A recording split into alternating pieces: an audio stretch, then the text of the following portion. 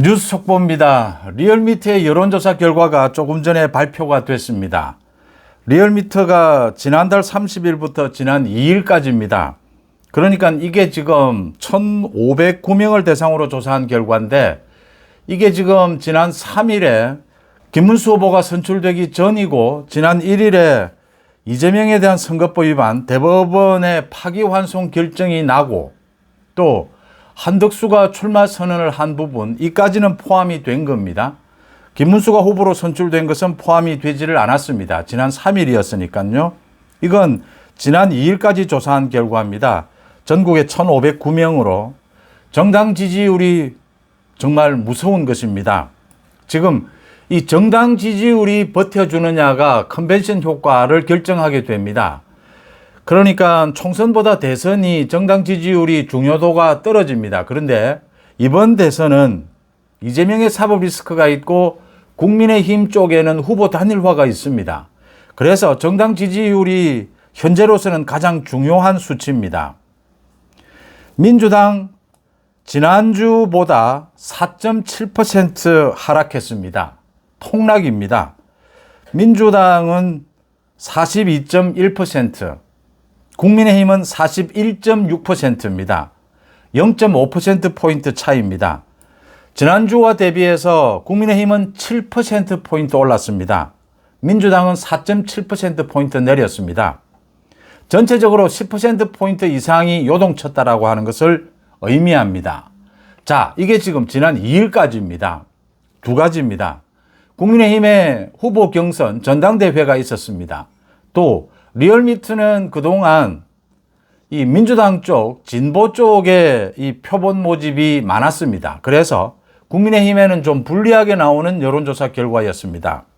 지금쯤이면 3, 4% 최소한 국민의힘이 뒤집었을 것이다. 민주당을 뒤집었을 것이다. 얼마 만의 일입니까? 골든 크로스라고 부릅니다. 역전이 됐을 것이다 라고 하는 점입니다. 문제는 이런 흐름이 앞으로 더 계속될 것이다. 가속화될 것이다. 민주당에 비해서 국민의힘이 10%포인트 이상으로 차이가 나게 될 것이다. 이재명과 지금 민주당은 계속해서 사법부와 저런 개싸움을 계속할 수밖에 없습니다.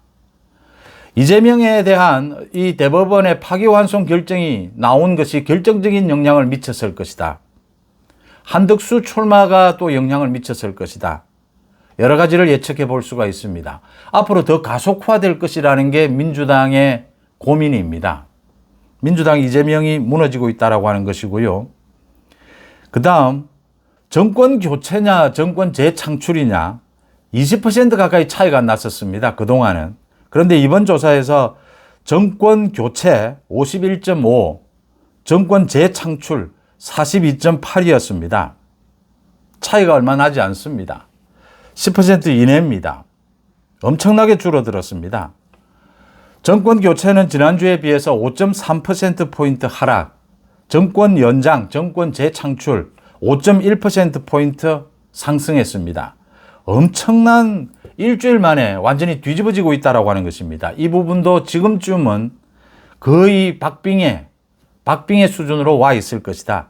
정권 연장이냐, 정권 교체냐, 이 부분입니다. 그 다음 3자 대결입니다. 한덕수가 가장 앞섭니다. 이재명 46.5, 한덕수 34.3, 이준석 5.9입니다. 한덕수와 이재명 3자 대결로 가도 지금 10%포인트 정도 차이입니다. 지금쯤이면 한 자릿수로 줄어들었을 것이다. 김문수를 넣어봤습니다. 이재명 46.6, 김문수 27.8, 이준석 7.5입니다. 보수 진영의 단일 후보 전체 국민을 대상으로 물었습니다. 한덕수 30%, 김문수 21.9입니다. 그러니까 국민의힘 지지층과 무당층에서만 대상으로 물어봤습니다. 한덕수 49.7, 김문수 24.2입니다. 뭐 2배 이상 차이가 납니다. 물론 지난 3일 김문수가 후보로 선출이 되고 전당대회 효과가 여기에 포함이 되면 김문수의 지지율이 훨씬 더 높아졌을 겁니다. 그렇지만 한덕수가 앞서가고 있다라고 하는 점입니다. 놀라운 여론조사 결과, 그런데 모두 예측하고 있었던 이건 이제 시작일 뿐이다. 앞으로 이 지지율 차이는 더 벌어질 것이다 라고 하는 것입니다. 지금 이재명과 민주당은 갈 곳이 없습니다.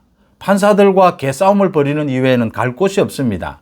국민의힘은 무한한 가능성이 열려 있습니다. 지금 사실 기싸움, 삿바싸움을 하고 있는데 한덕수와 김문수의 후보 단일화는 이미 정해져 있고 모든 준비도 끝났습니다. 시간의 문제일 뿐입니다. 김문수 쪽도 9일 안에는, 오는 9일까지는 후보 단일화를 마무리 짓겠다라고 하고 있습니다. 앞으로 더 벌어질 것이고 빅텐트도 가능할 것이다. 빅텐트가 가능한 방법은, 이준석이 빅텐트에 합류하는 방법은 이준석의 지지율을 무너뜨리는 것입니다. 가장 현실적인 방법입니다. 이준석의 지지율을 2, 3%대로 무너뜨려버리면 이준석은 견디지 못합니다. 그 다음, 지금 한동훈과 안철수 이야기를 많이 합니다. 한동훈과 안철수 이번 대선에서 중요한 역할을 해야 합니다. 또 중요한 역할을 맡는 것이 한동훈, 안철수 앞으로의 정치적 비전, 정치적 미래의 문이 열리게 될 것이다. 한동훈, 안철수는 계엄에 대해서 반대하고 탄핵에 대해서 찬성해 왔습니다. 앞으로 후보 단일화를 통해서 선출되는 후보는 이 계엄과 탄핵 부분에 대해서 대국민 사과도 하게 될 겁니다. 모두 하겠다라고 약속하고 있습니다. 새로운 국면으로 접어들게 될 겁니다. 윤 대통령과의 거리 조정도 하게 될 겁니다. 후보 단일화, 최종 선출되는 후보의 몫입니다. 민주당과는 완전히 차별화를 가져가게 될 겁니다. 그러면 이 대선의 쟁점에는 이재명 사법 리스크만 남게 되는 셈입니다. 이재명 책임론만 남게 되는 셈입니다. 여기에서 한동훈, 안철수 중요한 후보 단일화를 비롯해서 이 대선 국면에서 중요한 역할을 맡아줄 것이고, 맡게 된다면 한동훈, 안철수에게도 정치적 미래는 활짝 열릴 수 있다라고 하는 점입니다. 지금은 한덕수, 안철수, 이준석 누구나 비판할 필요 없습니다. 모두가 원팀입니다. 하나가 되어야 합니다. 이재명을 꺾어야 하는 부분에 있어서는 모두가 하나가 될 수밖에 없습니다. 개헌을 하고 국정을 정상화시키는 데 있어서는 모두가 한 마음입니다. 그런 부분에서 자신의 역할을 찾아야 한다라고 읽히는 대목입니다. 지금쯤이면 국민의힘이 민주당을 훌쩍 지지율에서 앞섰을 것이다. 이미 골든 크로스 역전이 되었을 것이다. 그 다음 한덕수와 김문수가 좀 더 분발해서 한덕수와 김문수 팽팽한 접전을 벌이는 것이 좋습니다.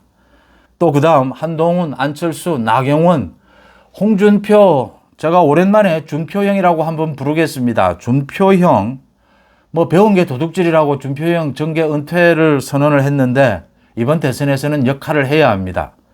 배운 게 도둑질이라서 앞으로도 건강하고 앞으로도 역할을 해야 합니다. 이번 후보 경선에서 좀 섭섭한 것이 있었을 겁니다. 친윤들이라고 하는 소위 좀 섭섭했을 것이고 한동훈에게도 좀 섭섭했을 겁니다. 그런데 사실 준표형을 따르는 현역 의원은 없습니다. 그건 준표형이 이때까지 독고다이로 살아왔지 않습니까? 거기에 기대를 했다라는 것도 스스로 좀 자책할 부분입니다. 그걸 믿었다면 그건 준표형의 판단 착오입니다. 한동훈에 대해서도 마찬가지입니다. 이번에 준표형까지 모두 나서서 준표형이 좋아하는 말이 그거지 않습니까? 개가 짖어도 기차는 달린다. 저 민주당이 이재명이 판사들과 싸우고 저 개싸움을 벌여도 이번 국정은 정상화 시켜야 하지 않겠습니까? 또 부지경이라도 지금 들고 나와야 할 판에, 도움을 구해야 할 판에 준표형이 이번 대선을 외면하는 것은 맞지 않다. 준표형답지 않다. 정계 은퇴와는 별개로 이번 대선에서는 역할을 할 것이다. 준표형, 한동훈, 또 안철수 모두 자신이 맡은 역할을 담당한다면 정치적 미래는 활짝 열릴 수 있다는 점 꼭 지적해 둡니다. 뉴스 속보 마칩니다. 고맙습니다.